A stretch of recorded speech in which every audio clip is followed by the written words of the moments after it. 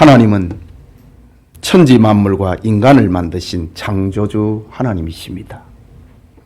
하나님은 자신이 창조한 피조 세계를 방관하지 않으시고 절대하신 주권으로 간섭하십니다. 우리 눈에 보이지 않지만 분명 하나님은 살아계시며 천지와 만물을 주관하십니다. 그것은 마치 큰 기계가 전기의 힘으로 움직이는 것과 같습니다. 전기는 눈에 보이지 않지만 크고 작은 기계를 움직이는 것처럼 하나님은 보이지 않는 손과 능력으로 천지 만물과 인생의 만사를 움직이시는 분입니다. 이런 하나님의 역사를 가리켜서 하나님의 섭리다 라고 합니다. 보이지 않지만은 하나님의 뜻과 계획대로 역사가 진행이 되는 것, 그것이 하나님의 섭리다 라는 겁니다. 하나님의 섭리에 관해 성경은 많은 확실한 증거를 제시하고 있는데 몇 구절만 소개하면은 사무엘상 2장 6절과 7절에 여호와는 죽이기도 하시고 살리기도 하시며 스올, 지옥을 말합니다. 스올에 내리기도 하시고 거기에서 올리기도 하시는 도다. 여호와는 가난하게도 하시고 부하게도 하시며 낮추기도 하시고 높이기도 하시는 도다. 하나님의 섭리, 주권적 섭리를 말하는 성경입니다. 잠언 16장 9절에는 사람이 마음으로 자기의 길을 계획할지라도 그 걸음을 인도하시는 이는 여호와 신이라. 하나님의 섭리와 주권을 말하는 겁니다. 시편 127편 1절과 2절에 여호와께서 집을 세우지 아니하시면 세우는 자의 수고가 헛되며 여호와께서 성을 지키지 아니하시면 파수꾼의 깨어 있음이 헛되도다. 헛되도다. 너희가 일찍이 일어나고 늦게 누우며 수고의 떡을 먹음이 헛되도다. 그러므로 여호와께서 그의 사랑하시는 자에게는 잠을 주시는 도다. 성경은 온통 하나님의 주권과 섭리로 가득 차 있습니다. 그렇다면 하나님께서 천지와 만물을 주장하고 계시는 궁극적인 목적이 무엇인가? 어떤 방향으로 하나님께서는 주권을, 섭리를 행사하고 계시는가? 그것은 하나님의 영광과 하나님의 뜻입니다. 로마서 11장 36절에는 이는 만물이 주에게서 나오고 주로 말미암고 주에게로 돌아감이라. 그에게 영광이 세세에 있을지어다. 만물이 주에게서 나오고 주로 말미암고 주에게로 돌아가는데 그 목적이 뭐냐? 하나님의 영광이라는 거지요. 그에게 영광이 세세에 있을지어다 라고 합니다. 로마서 8장 28절에는 우리가 알거니와 하나님을 사랑하는 자 곧 그 뜻대로 부르심을 입은 자들에게는 모든 것이 합력하여 선을 이루느니라. 선을 이루고 하나님의 영광과 하나님의 뜻이 선입니다. 하나님의 뜻대로 되는 것이 선입니다. 그것이 하나님께서 천지와 만물을, 인간의 만사를 주장하고 계시는 겁니다. 여기 선이라고 하는 것은 창조된 본래의 회복을 말하는 겁니다. 창세기 1장 31절에 보면은 하나님이 지으신 그 모든 것을 보시니 보시기에 심히 좋았더라. 선입니다. 하나님의 뜻대로 되는 것, 하나님이 계획하신 대로 만들어지는 것, 그것이 선이고 그것이 보시기에 좋은 겁니다. 오늘 주일 오후에 창세기 강해를 하는 중에 지금 요셉의 생애를 살펴보고 있습니다. 오늘은 하나님의 섭리라고 하는 각도에서 하나님의 섭리라고 하는 제목으로 창세기 강해 계속하고자 합니다. 하나님의 은혜를 받는 시간이 되기를 소원합니다. 먼저 만남과 하나님의 섭리입니다. 모든 인생은 만남의 연속입니다. 부모 형제를 만나고 스승을 만나고 친구를 만나고 배우자를 만나고 이런저런 사람을 만납니다. 그런 만남이 우리의 인생을 만들어가는 겁니다. 그런데 그 만남은 나의 계획과 의지로 이루어지는 것이 아닙니다. 어떤 경우에는 내가 만남을 만들어내는 것도 있습니다. 그러나 그것이 시간이 지나고 나면은 그것도 하나님의 섭리였음을 알게 됩니다. 예를 들면은 부모님과의 만남, 그것은 전혀 내 계획하고 의도한 것이 아닙니다. 그런데 만남이 이루어졌습니다. 반면에 배우자와의 만남, 그것은 나의 계획과 나의 의도대로 한 사람을 만나 마음에 끌려서 사랑하고 결혼합니다. 내가 한 것 같습니다. 그러나 그 만남과 결혼에 이르기까지 그 된 것은 하나님의 섭리가 아니면은 불가합니다. 결국 내 의도대로 되든 내 의도하고 관계없이 되든 모든 만남은 하나님의 섭리라고 하는 것입니다. 여러분, 요셉이라고 하는 인생을 만들어가는 만남은 무엇입니까? 부모 형제를 만났습니다. 노예 상인을 만났습니다. 보디발과 그의 아내를 만났습니다. 간수장을 만났습니다. 감옥의 사람들을 만났습니다. 그리고 바로왕을 만났습니다. 요셉의 인생은 이들과의 만남을 통하여서 만들어져 갑니다. 그 중에 오늘 본문을 생각을 하면은 보디발의 아내의 모함으로 옥에 갇혔을 때에 두 사람, 곧 술 맡은 관원장과 떡 맡은 관원장을 만납니다. 지난 시간에 살펴본 것처럼 그들은 바로 왕에게 죄를 지었고 왕의 처분을 기다리는 중이었기에 아직 고관 대작의 신분을 유지하고 있습니다. 왕 앞에 서는 날은 오늘 성경에 나타납니다. 제3일에 바로의 생일이라 그가 그의 모든 신하를 위하여 잔치를 베풀 때에 술 맡은 관원장과 떡 굽는 관원장에게 그의 신하들 중에 머리를 들게 하니라. 그러니까 요셉이 이 관원장을 만났을 때는 미결수입니다. 너는 머리를 들라. 둘 끌고 옵니다.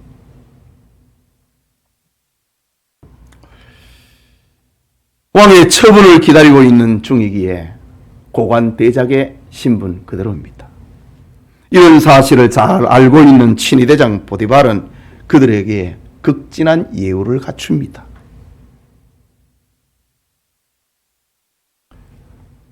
그리고 장군이 잘 아는 요셉에게 두 관원장을 시중들게 했습니다. 그들은 왕을 해하는 범죄 사건에 연루되어 감옥에 갇혔으니 얼마나 불안하고 초조한 날을 기다리겠습니까? 왕의 심기가 어떻게 변하느냐에 따라서 자신의 운명과 생사가 갈라집니다. 그러던 어느 날 두 관원장은 같은 구조의 꿈을 꿉니다. 그들은 뜻을 몰라 불안에 떨고 있습니다.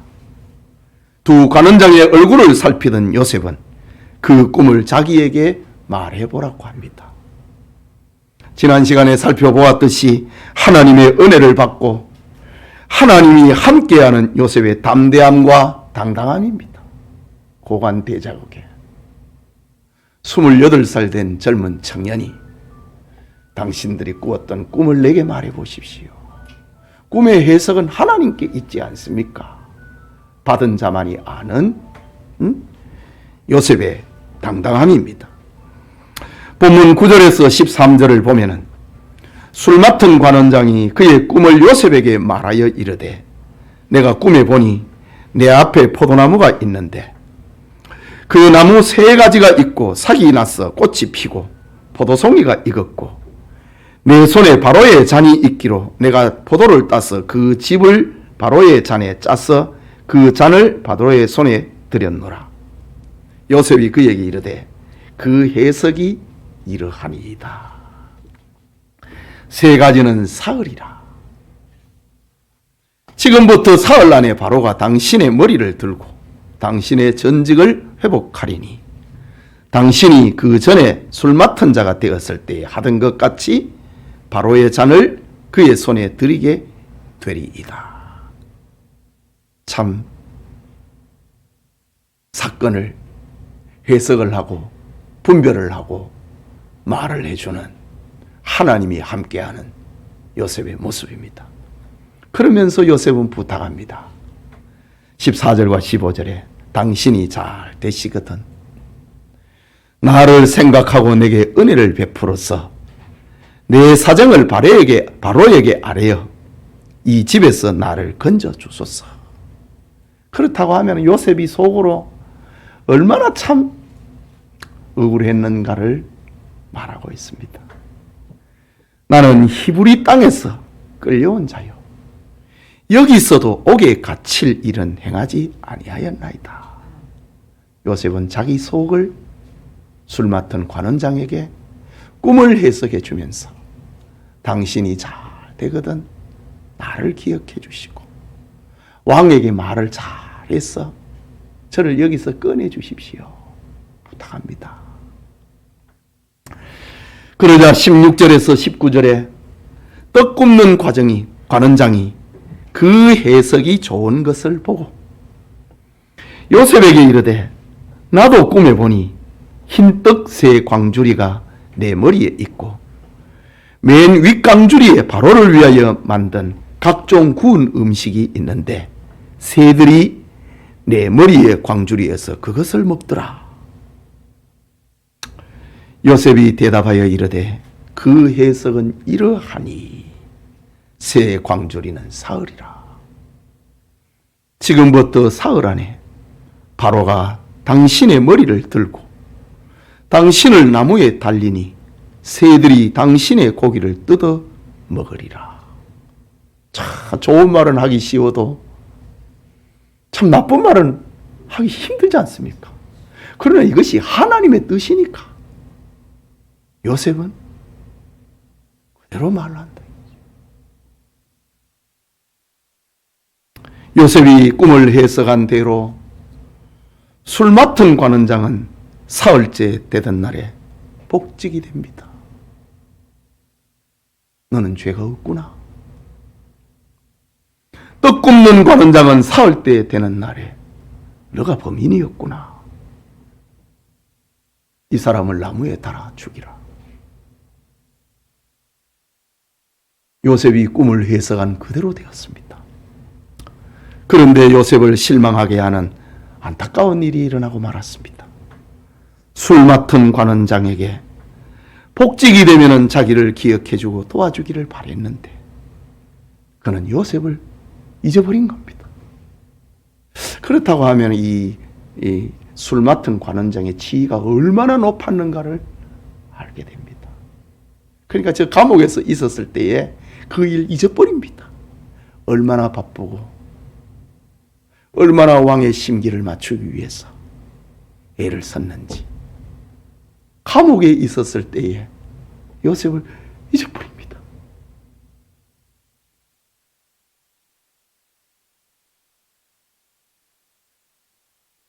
요셉의 편에서 얼마나 섭섭하고 얼마나 안타까운 일이 일어났습니까? 왕의 옥에서 나갈 수 있는 유일한 길이었는데 그만 잊혀진 사람이 되고 만 겁니다. 그러나 그것은 하나님의 섭리였습니다.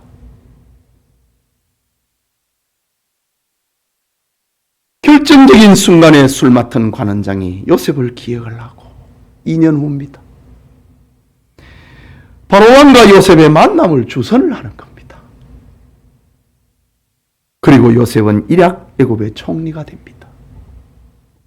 감옥에서 만난 술 맡은 관원장이 요셉의 인생에서 이런 역할을 하게 될 줄을 누가 알았겠습니까? 만남은 이렇게 중요한 겁니다. 우리의 만남도 그렇습니다. 언제 어디에서 누구를 만나느냐에 따라서 우리의 인생도 이래 달라집니다. 여러분, 초기 한국 교회사에 처음 교인 서상윤이라는 사람이 있습니다. 나중에 장로가 되는데, 그는 양반 가문의 장남으로 태어나서 한문 공부를 잘하고 많이 하고 중국말에도 능통했습니다. 왜냐하면 의주, 신의주, 응? 응? 신도림, 도림동이 있고 신도림이 있듯이 의주가 있고 신의주가 있다고요. 국경 의주에서 그는 자랐습니다.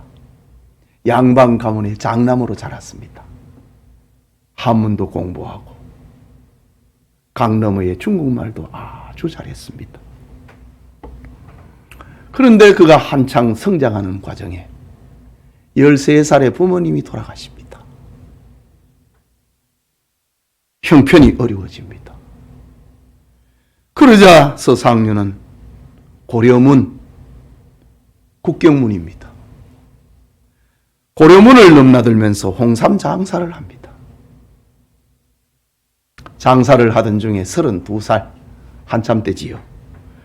32살의 만주에서 장티푸스에 걸려갖고 죽음에 이르게 됩니다. 요즘은 장티푸스 그러면 일반 병원에서 이래 잘 치료하지만은 150년 전에 장티푸스는 죽는 병입니다. 이때 의료 선교사 맥킨타이어로부터 병상 전도를 받습니다. 나았습니다. 내가 치료가 되면은, 내가 나으면은 예수님을 믿지요. 맥킨타이어 선교사에게 저 영국 스코틀랜드에서 파송을 받은 의료 선교사입니다. 그래 약속을 하고 예수를 믿기로 합니다. 정말 나았습니다. 치료가 된 서상윤은 맥킨타이어 선교사의 매형 존 노수 선교사에게 인도를 받고, 맥킨타이어는 의사니까 목회를 하는 선교 사업에 본격적으로 하는 그의 매형 로스에게 인도를 합니다. 그리고 로스 선교사로부터 세례를 받습니다. 1년 후에. 한국 최초의 세례교인입니다. 그리고 로스 선교사가 만주 봉천에서 한글 성경을 번역을 하는데, 이 서상윤이는 한문도 잘하고 중국말도 잘하고 우리말도 잘하지요. 서상윤이가 로스 선교사의 한글 선생이 됩니다. 물론 돈도 받지요. 한글 선생이 되어가지고 성경 번역하는 작업에 하게 됩니다.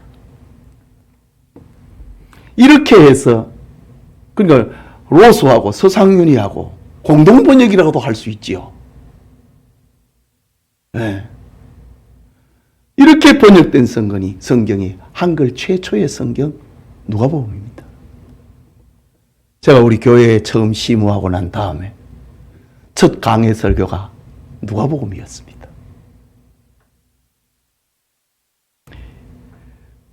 성경을 3,000권을 번역을 했습니다.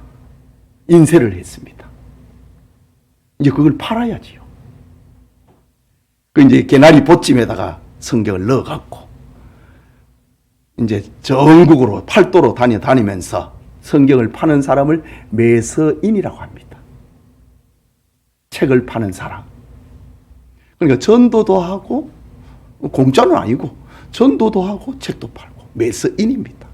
우리 한국교회 성장에 있어서 매서인의 활동은 지대합니다. 성경을 짊어지고 고려문으로 들어오는데, 당시의 상황은 성경은 금서입니다. 검문소에서 걸려버렸습니다. 성경은 다 뺏겨버렸습니다. 옥에 갇힙니다. 그런데 옥의 포졸 중에 한 사람이 자기 친척입니다. 친척의 도움으로 옥에서 탈출을 합니다. 탈출할 때 내가 뺏긴 성경 좀 줘. 10권을 가지고 그걸 가지고 도망을 칩니다. 우주에는 발붙일 곳이 없습니다.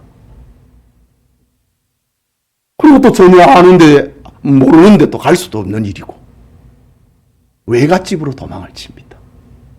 외갓집이 황해도 소래입니다. 송천이라고도 부르지요. 거기에서 전도를 해갖고 조선의 제일 첫 번째 교회 소래교회를 세웁니다. 이게 1883년입니다. 우리나라의 언더우드와 아펜젤러 선교사가 4월 5일 날 인천의 제물포항으로 들어오는데 2년 전입니다. 그리 소래에서 전도를 해갖고 성경을 10권이나 가지고 있으니 전도를 해갖고 교회를 세웠습니다. 외갓집에서. 그런데 소문이 들려옵니다. 한 2년이 지나니까 목사 선교사가 왔다 이거죠. 언더우드. 미국에서 목사 선교사가 왔다.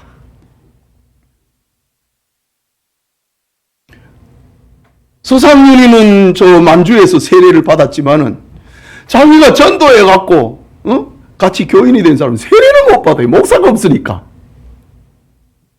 그래서 세례 받으러 서울로 옵니다. 한양으로 옵니다. 그 이야기 제가 언젠가 한번 이야기를 한 것 같습니다.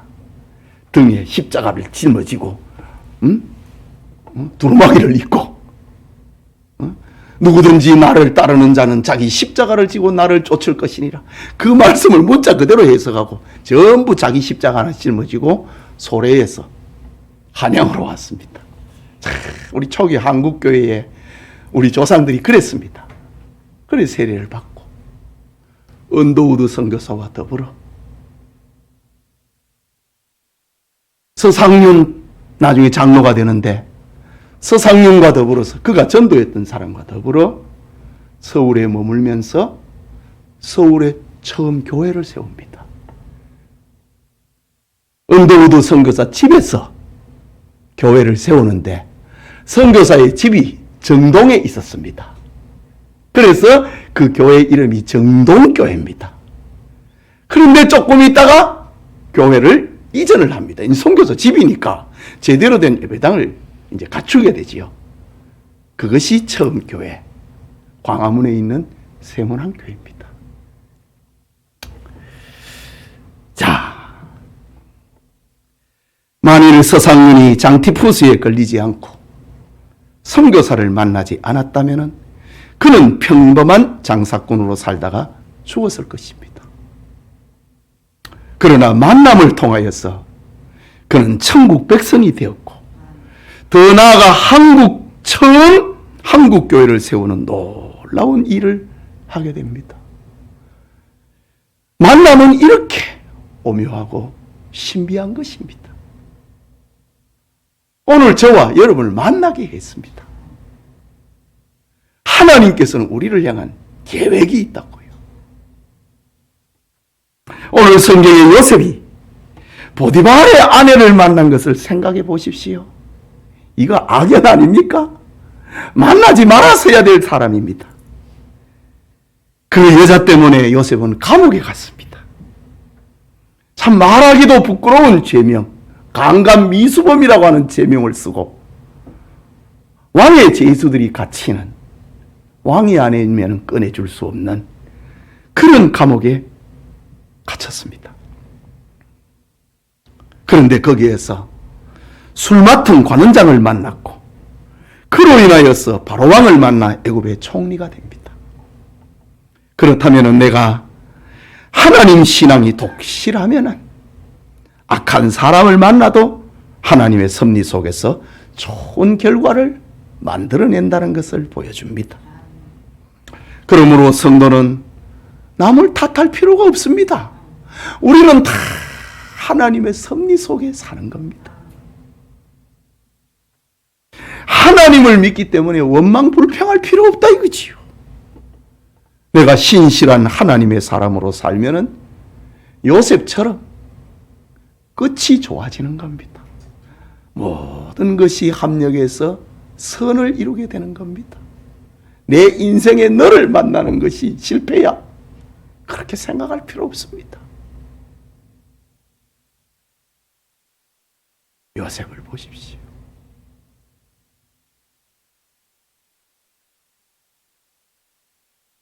내가 신실한 하나님의 사람으로 살면은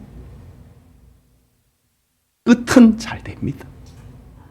하나님께서는 합력해서 선을 이루시는 분이기 때문에 나를 구원하시고 나를 부르시는 목적을 이루고야 마시는 하나님이십니다. 이런 은혜가 우리 성도들에게 함께하기를 축복합니다. 그게 둘째로 지금 만남이라는 이야기를 했습니다. 만남과 하나님의 섭리.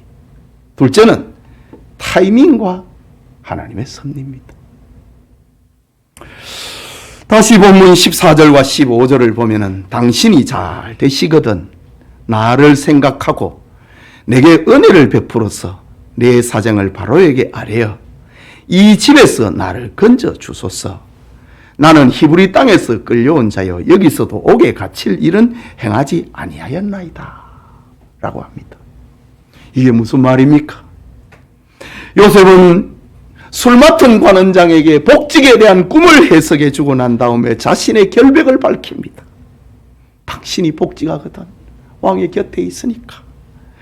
왕의 죄수들이 갇히는 곳에 죄 없는 사람이 한 명이 있다고, 억울하게 끌려온 사람이 하나 있다고 왕에게 잘 이 얘기를 해줘갖고 저를 여기서 좀 꺼내 주십시오 라고 합니다. 그런데 그 결과는 어떻게 됩니까? 23절에 술 맡은 관원장이 요셉을 기억하지 못하고 그를 잊었더라. 이 얼마나 안타까운 일입니까? 인간적으로 요셉은 얼마나 섭섭했겠습니까? 그가 자유를 얻을 수 있고 그가 살 수 있는 유일한 희망이 물거품이 되고 말았습니다. 사람만 쫓아와도 내 자유에 대한 소식이 오는가? 물거품이 되어버렸습니다. 기다려도 님은 오지 않고.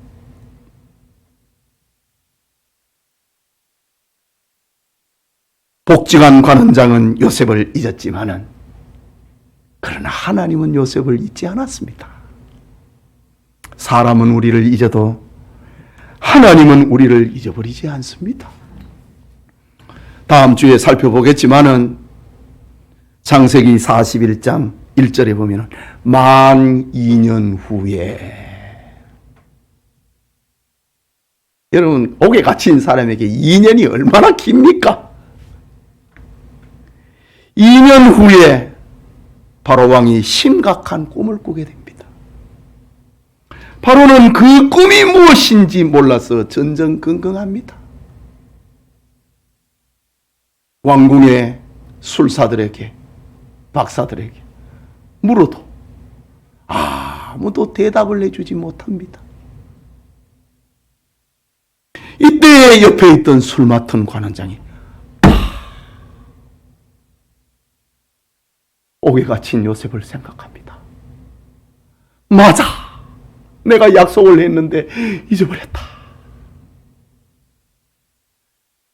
관원장은 즉시 바로 왕에게 보고를 하고 7대장의 짐 왕의 제수도를 가두는 옥에 있는 요셉을 불러서 바로 왕 앞에 세웁니다.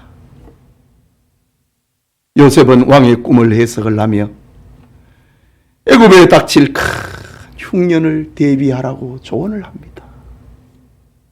요셉이 30살이 됐을 때입니다. 그의 지혜에 감탄한 왕은 요셉을 그 자리에서 총리로 임명합니다.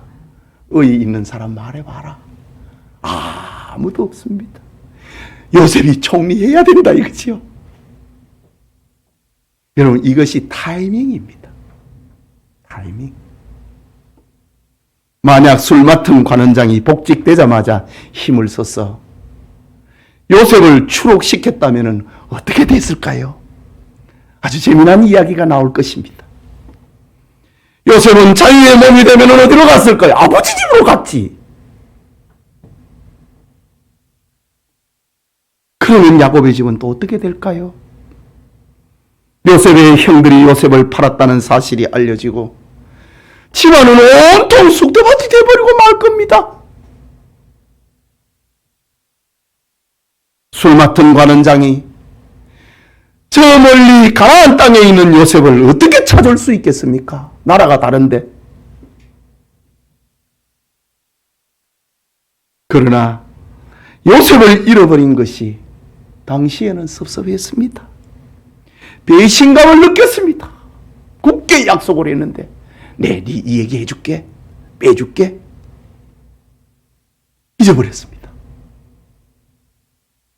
그러나 그것이 전화위복이었고 하나님의 섭리였습니다. 하나님은 요셉의 17살의 노예로 팔려와서 13년 동안 연단하고 애굽의 총리가 되는 타이밍을 하나님이 맞추신 겁니다. 이걸 아는 사람은 아무도 없습니다. 하나님의 계획 속에 있는 겁니다. 요셉은 보디발의 집에서 시위대장의 집이니까 얼마나 관리할 농지가 많고 종들이 많습니까? 보디발의 집에서 농사와 사람을 관리하는 경영을 배웠습니다.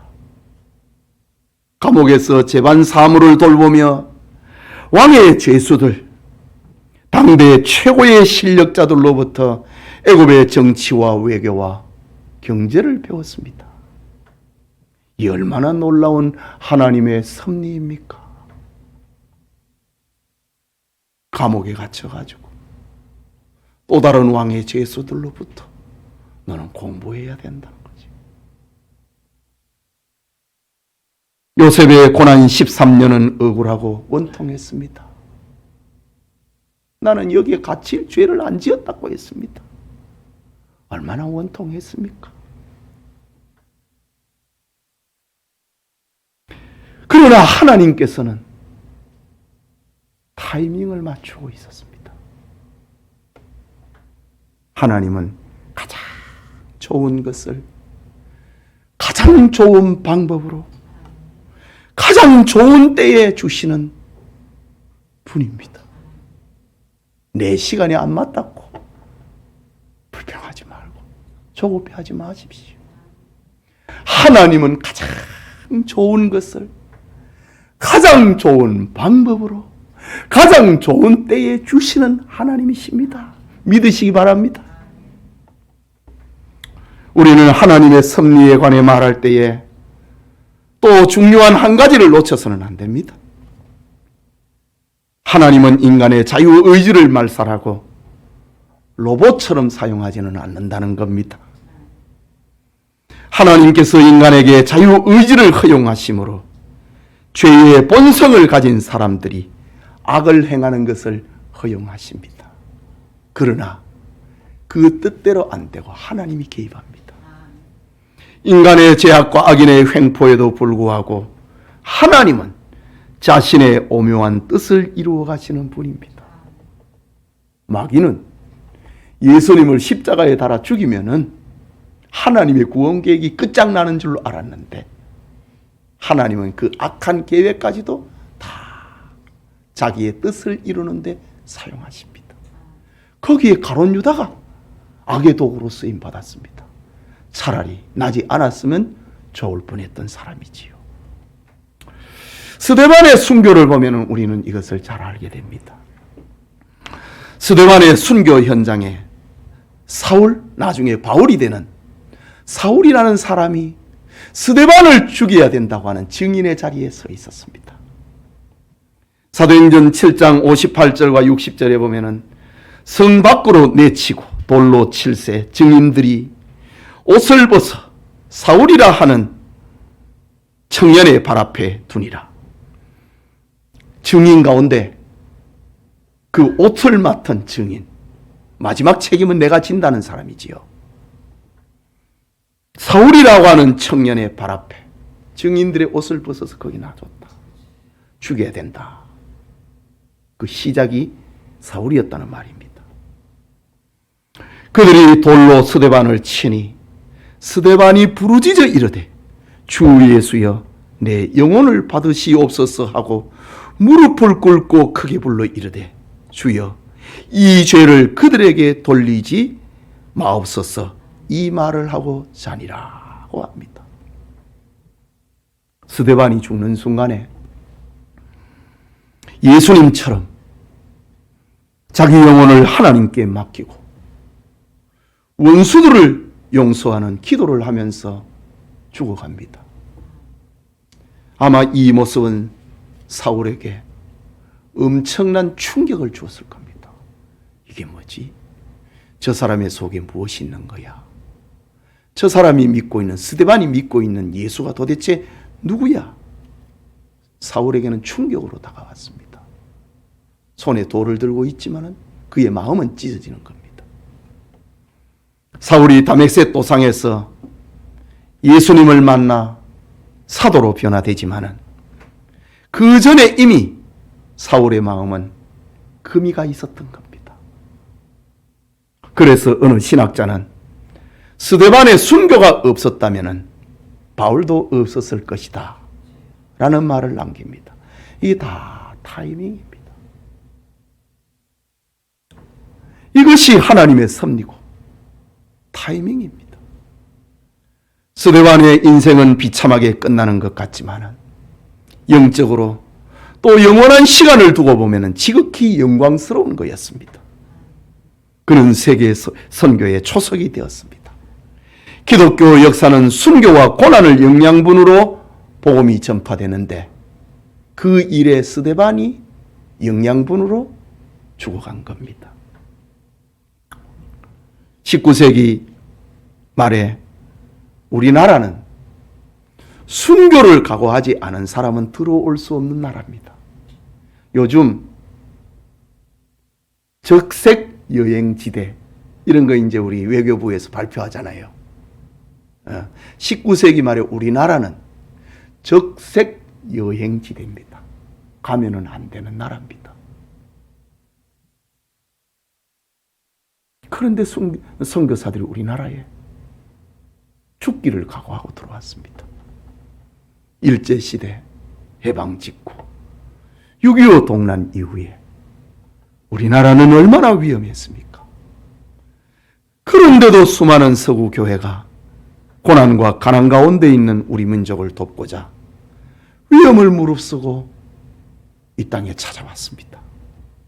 선교사들이 학교를 세우고 병원을 세우고 교회를 세운 결과 우리나라는 자유민주주의를 누리며 이렇게 잘 사는 나라가 되었습니다. 우리가 어리석어서 하나님의 섭리를 깨닫지 못하지만은 세월이 흘러가면 그건 다 하나님의 뜻이었다. 천국에 가면은 모든 것이 분명하게 드러날 것입니다.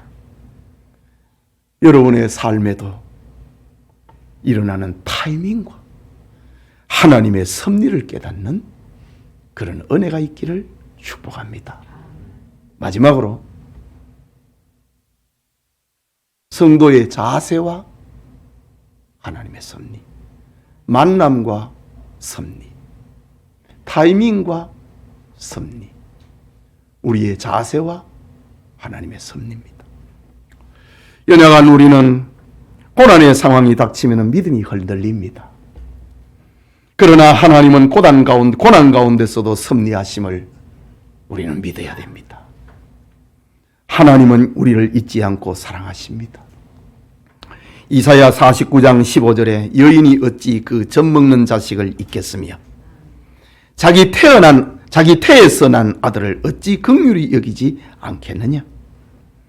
그들은 혹시 잊을지라도 나는 너를 잊지 아니하리라. 저 술 맡은 관원장은 요셉을 잊어버렸습니다. 그런데 하나님께서는 요셉을 잊지 않았습니다. 여러분의 삶에 혹시 하나님의 함께하심과 하나님의 기억하심이 이해가 안 되는 이가 있습니까? 이사야 55장 8절에는 이는 내 생각이 너희의 생각과 다르며, 우리의 생각이 하나님 생각하고 다르기 때문에 하나님이 나와 함께 하신 것, 하나님이 나를 기억하심을 못 믿는 겁니다. 내 생각이 너희의 생각과 다르며 내 길은 너희의 길과 다름이니라. 여호와의 말씀이니라. 이는 하늘이 땅보다 높음 같이 내 길은 너희의 길보다 높으며 내 생각은 너희의 생각보다 높으니라. 네 뜻대로 되는 게 복이 아니고 하나님 뜻대로 되는 게 복이라는 말입니다. 요셉의 뜻대로 되는 게 복이 아니고 하나님의 뜻대로 되는 게 요셉에게 복이었습니다. 탈무드에 이런 이야기가 있습니다. 옛날 어느 유명한 랍비가 타지에 여행을 갔습니다. 랍비는 당나귀 한 마리를 끌고 닭 한 마리 그리고 등잔 한 개를 가지고 여행을 떠났습니다. 어느 마을에 당도했는데 유대인이라고 여관에서 재워주지 않는 겁니다. 하는 수 없이 그는 숲속에서 하룻밤을 텐트를 치고 잡니다. 자기 처지가 한심해 보였습니다. 게다가 거센 바람이 불어와가지고 피워놓은 등불이고 막 꺼져버렸습니다. 그는 마음이 심란했습니다. 그러나 세상 만사 하나님이 주관하시는데 하나님이 어련히 알아서 해주시겠지 기도하면서 잠을 잤습니다. 그날 밤에 들짐승이 닭을 물어가 버렸습니다. 도둑이 와서 당나귀를 끌고 가버렸습니다. 아침에 일어나서 그 사실을 알게 되니 랍비는 기가 찼습니다. 그래도 세상 만사 하나님이 주관하시는데 하나님이 어련히 알아서 해주시겠지 라고 기도했습니다. 그런데 나중에 알고 보니 지난 밤에 적군이 침투하여서 마을 주민을 모두 죽여버린 겁니다.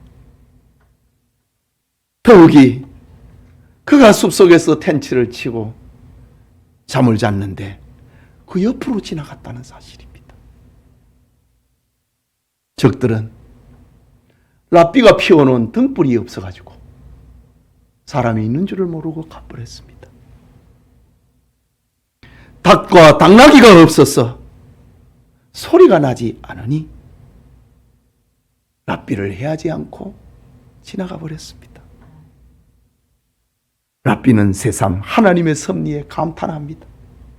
세상 만사 하나님이 주관하시는데 하나님이 어련히 알아서 하시겠지. 이런 탈무드의 이야기가 있습니다. 내가 모르는 뭐가 있다는 거지요. 내 뜻대로 안 되는 것에 하나님의 더 좋은 것이 있다는 거지요. 우리의 생각에는 잘못되는 것 같아도 하나님이 섭리하십니다. 그러므로 이해가 안 되는 일이 생기고 어려운 일을 만날 때 우리는 잠잠히 하나님을 신뢰하고 하나님께 모든 것을 맡겨야 됩니다. 하나님의 섭리 앞에 우리의 자세, 첫째는 잠잠히 하나님을 신뢰하자. 시편 37편 7절에 여호와 앞에 잠잠하고 참고 기다리라. 자기의 길이 형통하며 악한 꾀를 이룬 자 때문에 불평하지 말라라고 했습니다. 잠언 16장 3절에는 너의 행사를 여호와께 맡기라. 그리하면 네가 경영하는 것이 이루어지리라고 했습니다.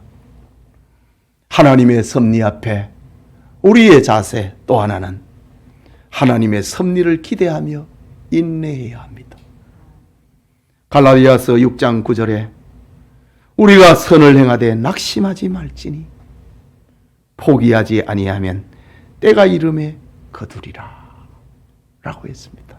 인내입니다. 여러분, 고사성어에 대기만성이라는 말이 있습니다.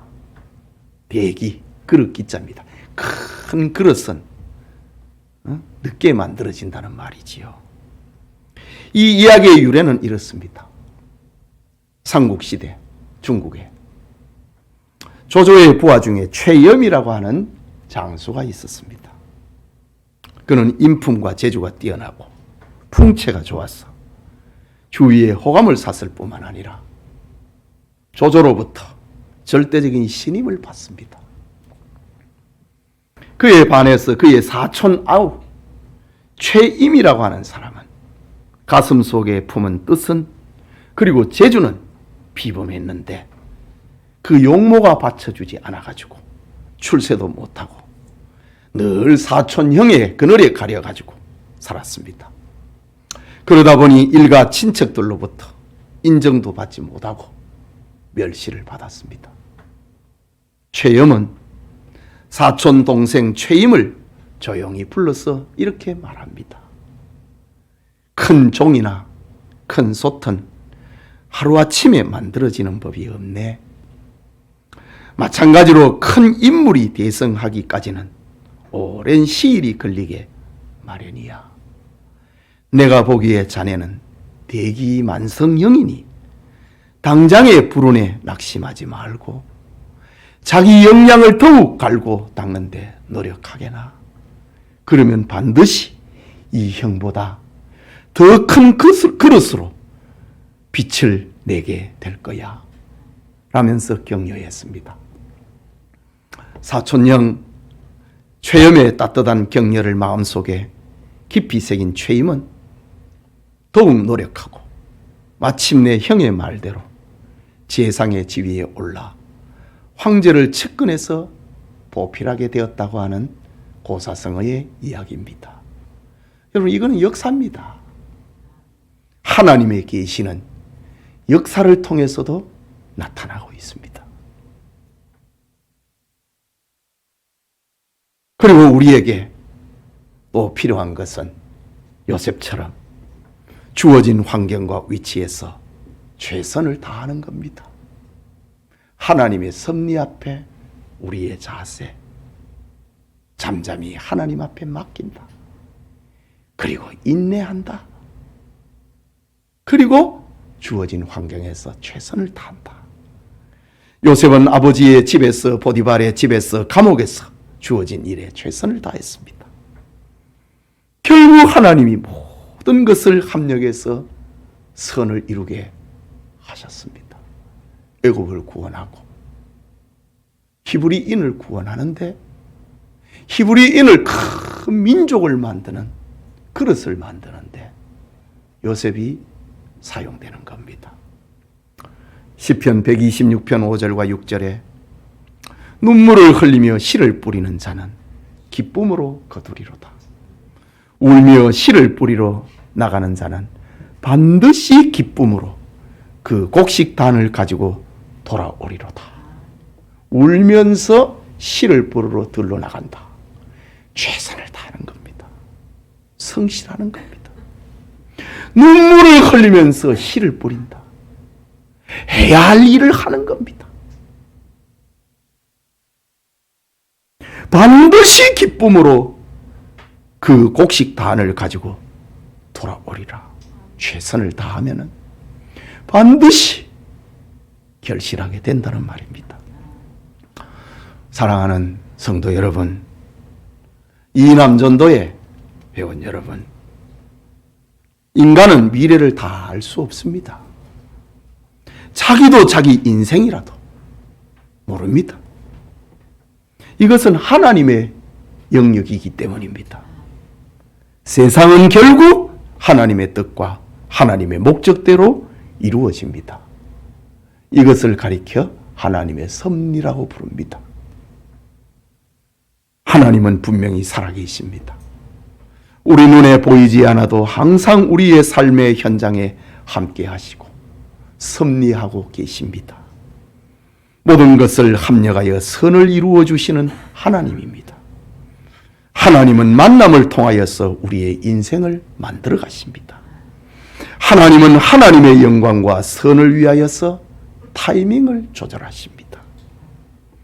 이런 하나님의 섭리 앞에 우리는 요셉처럼 낙심하지 말고 하나님을 믿어야 됩니다. 하나님의 섭리를 기대하면서 인내해야 됩니다. 주어진 환경에서 최선을 다해야 됩니다. 성도는 세상에서는 잊혀져도 하나님 앞에서는 반드시 기억되기 때문입니다. 저와 여러분의 인생이 하나님의 섭리로 요셉처럼 멋진 걸작품이 되기를 축복합니다. 우리 같이 기도합시다. 말씀을 생각하고.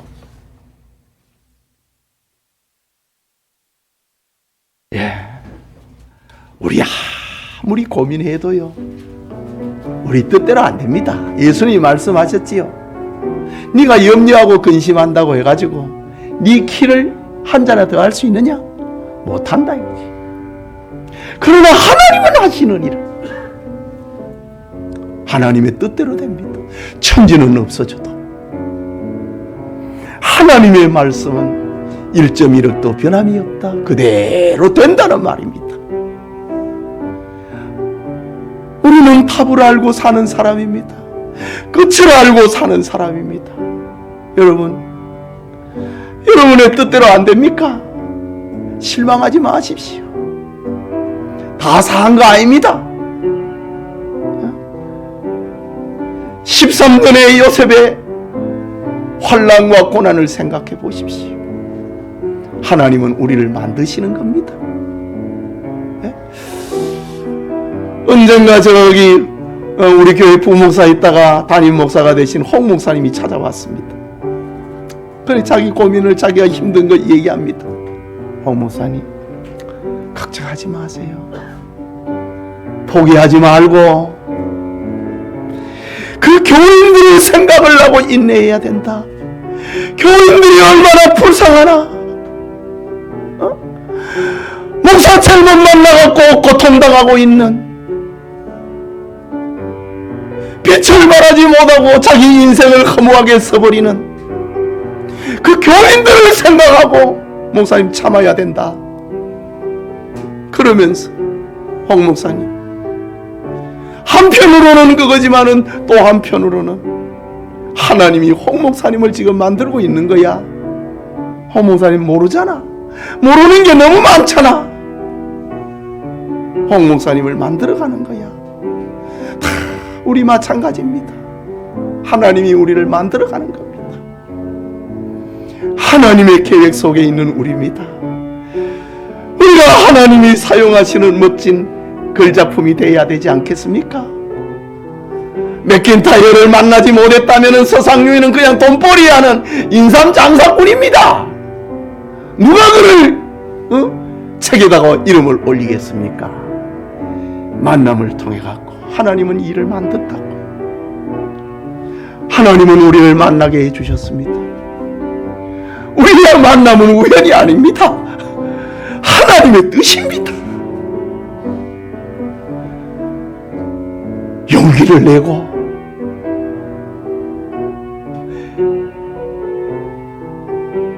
잠잠히 하나님을 신뢰하고 하나님을 맡기십시오. 그리고 인내하십시오. 그리고 최선을 다하면서 살면은 하나님은 자신의 때에 가장 좋은 방법으로 가장 좋은 것을 우리에게 주시는 분입니다. 우리 같이 기도합시다.